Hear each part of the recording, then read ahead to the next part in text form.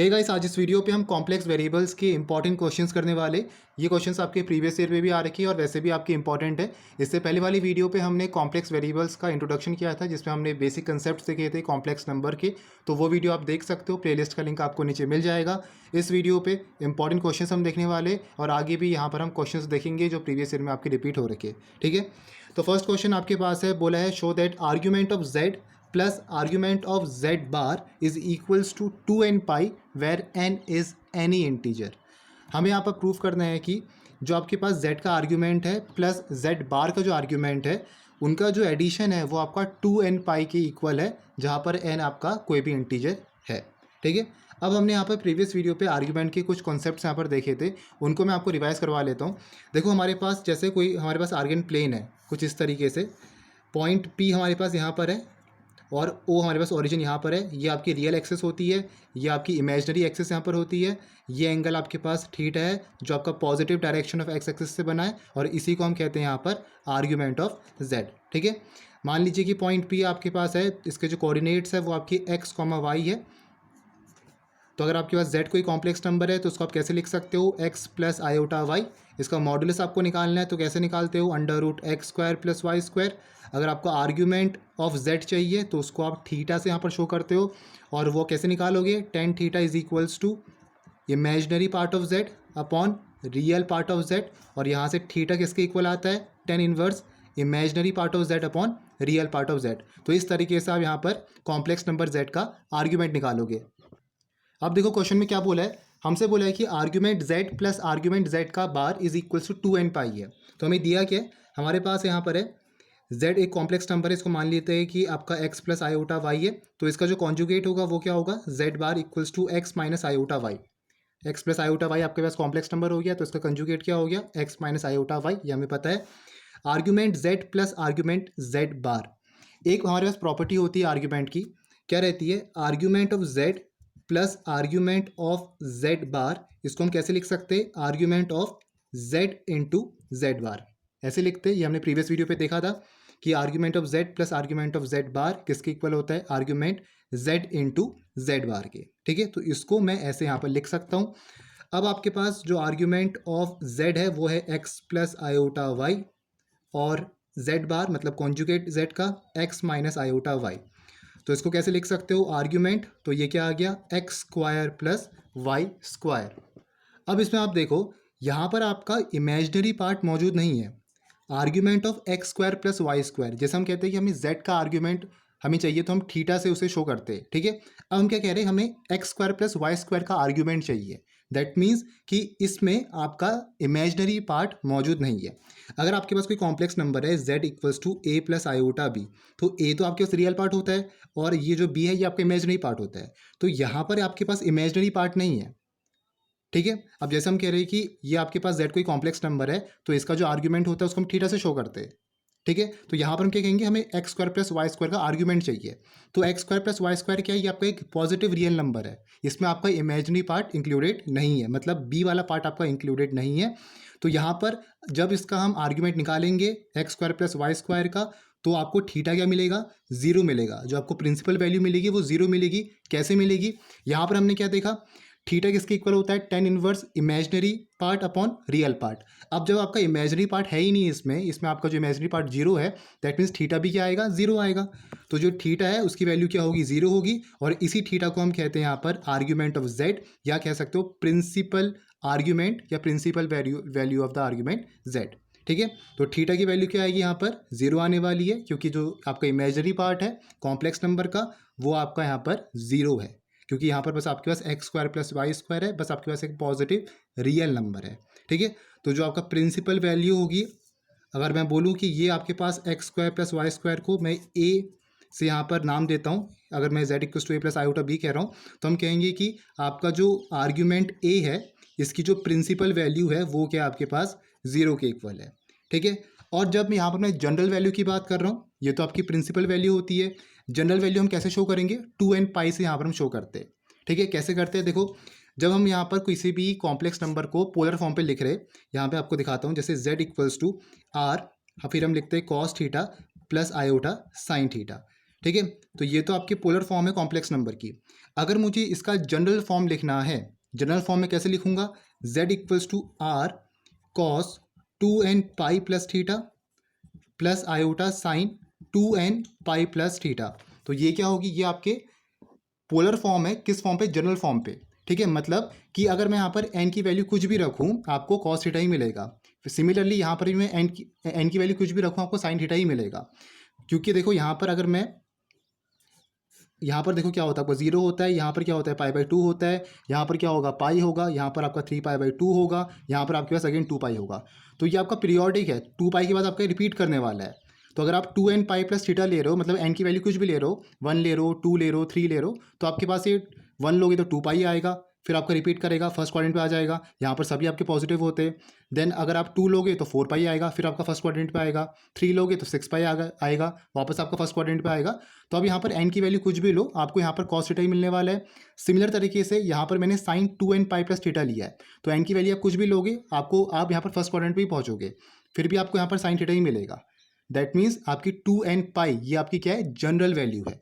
ठीक है, तो यहाँ पर आपके जो 2n पाई प्लस थीटा है ऊपर, थीटा तो आपके पास जीरो है, जो प्रिंसिपल वैल्यू है वो तो आपकी जीरो आ रखी है, तो आपके पास बचा क्या, जनरल वैल्यू 2n पाई ही बची। ठीक है, तो यहाँ से हम क्या लिख सकते हैं कि जो आपके पास आर्ग्यूमेंट ऑफ z है plus argument of z bar वो किसके इक्वल होगा, मतलब argument X square plus Y square, इसका आर्ग्यूमेंट क्या होगा, अगर हम जनरल वैल्यू के टर्म्स में लिखें तो 2n पाई होगा, क्योंकि 2n पाई प्लस थीटा होता है आपका, थीटा जीरो है, तो बचा क्या आपका 2n पाई बचा। तो यहाँ से आपका प्रूफ हो गया कि argument of z plus argument of z bar is equals to 2n पाई।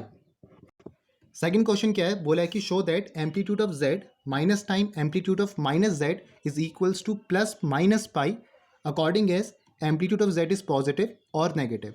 अब देखो जो आपके पास एम्पलीट्यूड ऑफ z है, इसको आप आर्ग्यूमेंट ऑफ z भी कह सकते हो, जैसे आपका ऊपर लिखा है, दोनों एक ही होता है, आर्ग्यूमेंट ऑफ z और एम्पलीट्यूड ऑफ z।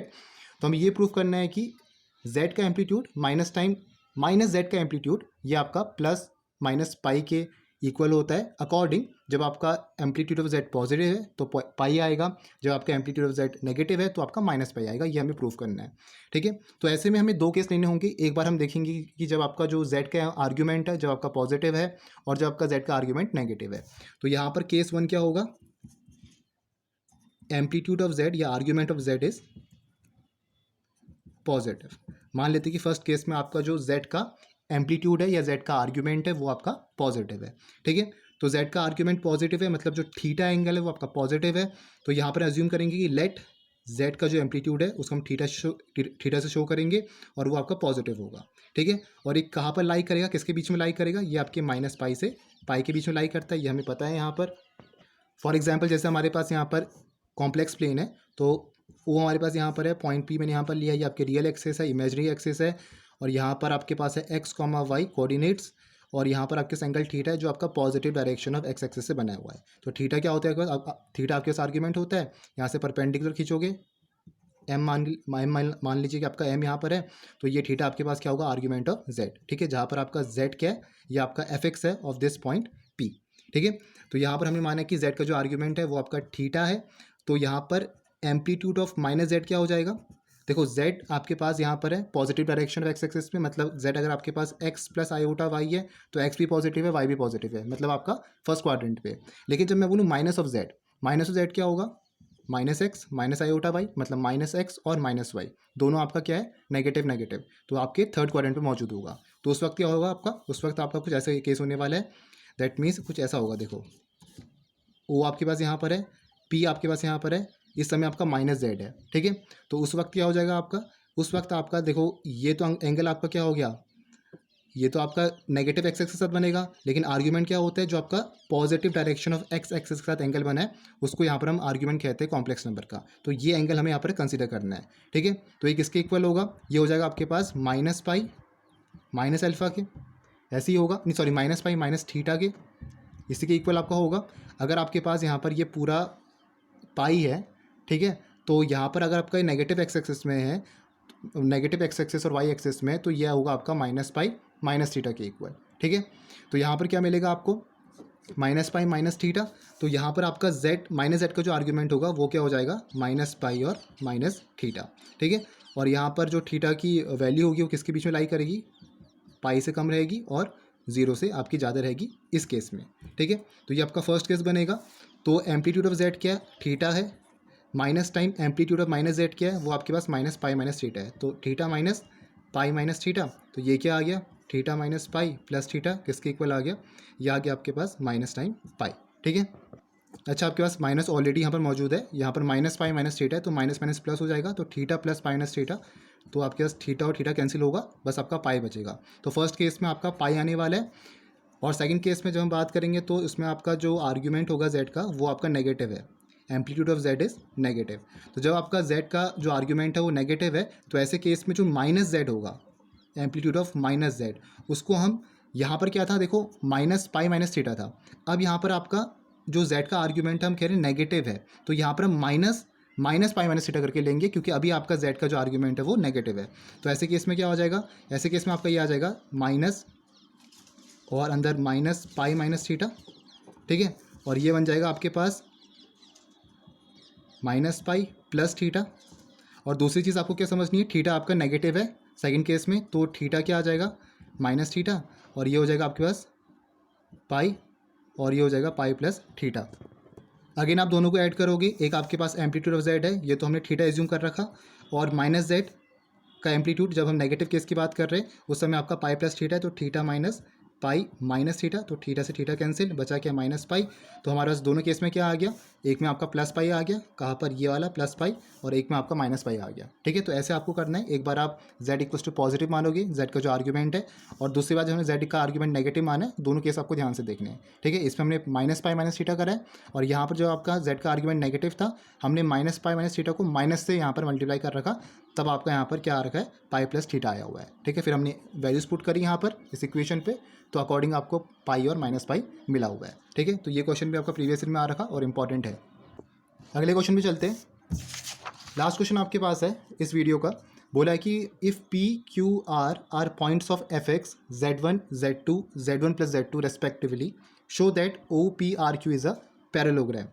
अगर आपसे बोला है कि पी क्यू आर 3 पॉइंट्स आपको दे रखे, ये आपके एफ एक्स है z1 के, z2 के और z1 प्लस z2 के, z1 z2 आपके पास कॉम्प्लेक्स नंबर्स है, हमें ये प्रूव करना है कि ओ पी आर और क्यू ये आपका पैरेललोग्राम होगा। तो हमारे पास यहाँ पर ओ यहाँ पर है, पी यहाँ पर होगा, फिर हमारे पास आर यहाँ पर होगा, और हमारे पास क्यू यहाँ पर होगा, ठीक है। तो एफ एक्स हमें यहाँ पर दे रखिए, ओ तो आपके पास ओरिजिन हो गया, तो 0,0 हो जाएगा, और पी आपके पास z1 है, आर आपके पास z2 है, और क्यू आपके पास z1 प्लस z2 है। अब ये क्वेश्चन को हम दो तरीके से कर सकते हैं। यहाँ पर हम क्या करेंगे, यहाँ पर हम पैरेललोग्राम की प्रॉपर्टीज़ यूज़ करेंगे।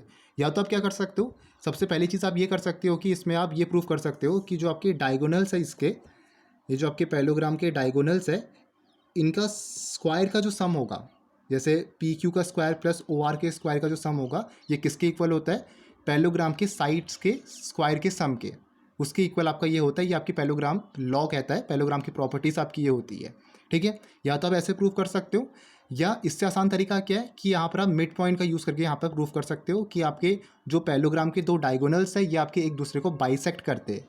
तो ये भी आप यहाँ पर प्रूव कर सकते हो, ये दोनों डायगोनल्स आपके एक दूसरे को बाइसेक्ट करेंगे, तो ये भी आपका एक तरीका है यहाँ पर ये क्वेश्चन को सॉल्व करने का। बेटर रहेगा कि आप मिड पॉइंट से ही करो, वो ज़्यादा इजी रहेगा। अगर कहीं स्पेसिफाई कर रखा है कि आपको पैरेललोग्राम लॉ से प्रूव करना है, तब आपको पैरेललोग्राम लॉ यहाँ पर यूज़ करना पड़ेगा, वरना आप यहाँ पर डायरेक्टली जो ये वाला है मिड पॉइंट वाला बाइसेक्ट करने वाला, उससे आप यहाँ पर करो।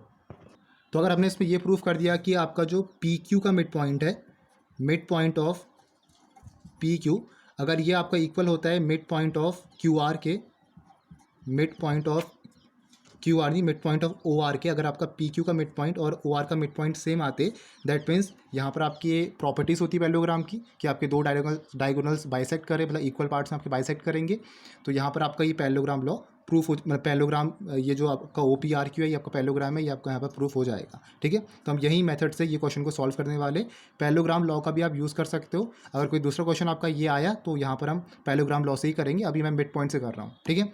तो आपके पास कॉम्प्लेक्स नंबर दे रखिए z1 z2 और z1 प्लस z2। तो z1 आपके पास कॉम्प्लेक्स नंबर है, इसको मैं लिख रहा हूँ x1 प्लस आयोटा y1, और z2 को मैं लिख रहा हूँ x2 प्लस आयोटा y2, ठीक है।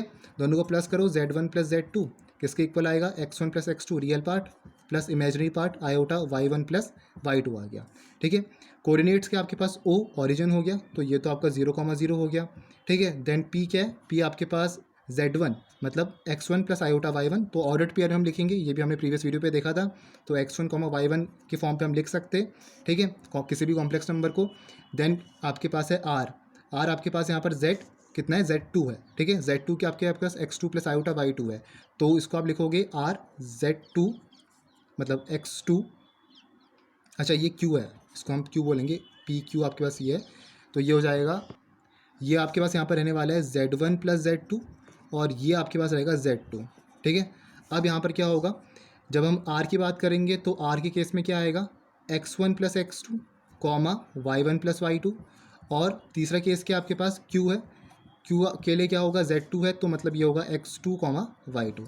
ठीक है, तो कोऑर्डिनेट्स हमने लिख दिए ऑर्डर्ड पेयर के फॉर्म पे। वो आपके पास ओरिजिन है 0,0, P हमने यहाँ पर Z1 बोला था, ये आपका fx जो है x1 प्लस आयोटा y1, तो x1 कॉमा y1, और R आपके पास क्या है, Z2 है, मतलब नहीं R आपके पास Z1 प्लस Z2 है, तो ये होगा x1 plus x2 comma y1 plus y2, और Q आपके पास Z2 है, मतलब x2 कॉमा y2। तो सभी के हमें चारों के कोऑर्डिनेट्स यहाँ पर मिल गए। अब यहाँ पर क्या करेंगे, यहाँ पर हम मिड पॉइंट देखेंगे पी क्यू का।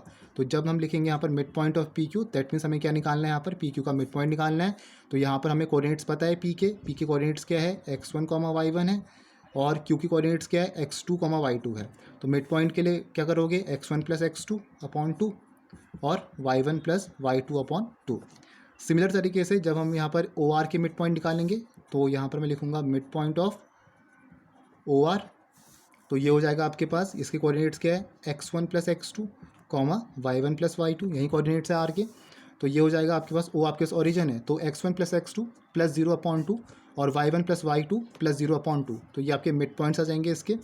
तो ये हो जाएगा आपके पास x1 plus x2 plus 0 upon 2 और y1 plus y2 plus 0 upon 2, तो ये आएगा x1 प्लस x2 अपॉन 2 और y1 प्लस y2 अपॉन 2।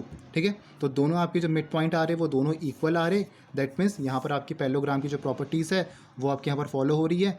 तो ये जो आपके पास पैरेललोग्राम है OPRQ, ये आपके पास एक पैरेललोग्राम होगा by the properties of parallelogram, that is two diagonals bisect each other in equal parts. ठीक है, तो या तो आप इस मेथड से करो या तो आप पैरेललोग्राम लॉ से करो, उससे भी आप कर सकते हो। उसमें आपका क्या होगा कि जो डायगोनल्स के सम, उनके स्क्वायर का सम होगा वो आपके साइड्स के स्क्वायर के सम की इक्वल होता है, इतना ही आपका वो रहता है, सिंपल होता है।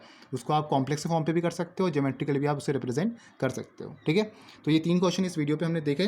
नेक्स्ट वीडियो पे और जो क्वेश्चन आए हैं आपके प्रीवियस ईयर पे वो भी हम देखेंगे। ये सब क्वेश्चन आपके प्रीवियस ईयर में रिपीट हो रखे, तो तभी हमने यहाँ पर देखे। नेक्स्ट वीडियो पे और जो क्वेश्चन होंगे उनको भी हम करेंगे सॉल्व। तो मिलते हैं नेक्स्ट वीडियो पे। बाकी आप प्लेलिस्ट देख लेना, पहली वीडियो हमने देखी है पार्ट 1, उसमें हमने बेसिक कंसेप्ट देखे थे। Hope you like this video. Thank you for watching this video.